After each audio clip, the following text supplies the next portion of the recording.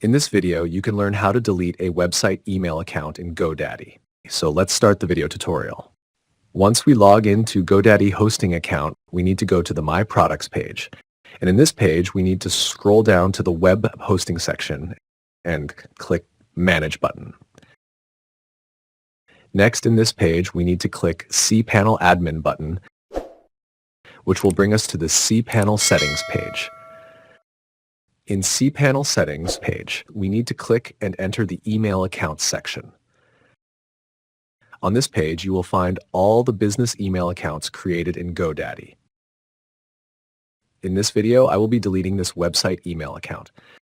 To delete the website email account, we need to click the Manage button in the same row as the business email account. Next, we need to scroll down to the end of the screen and click the Delete Email Account button.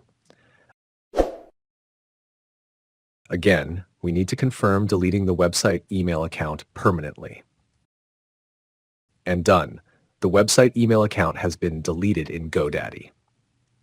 That's it for this video. Like, comment, share the video, and subscribe for more video updates.